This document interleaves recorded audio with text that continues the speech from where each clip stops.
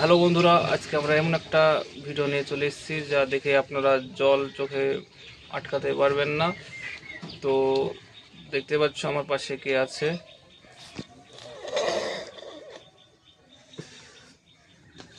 তো এই ছেলেটার বয়স মাত্র 8 বছর বয়স, আর এই দোকানটা পুরো সামলায় এই ছেলেটা, দেখতে পাচ্ছ।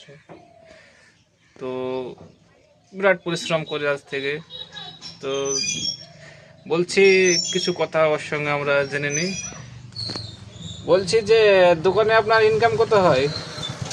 500, 600, 700, 800, 900, 1000, 2000।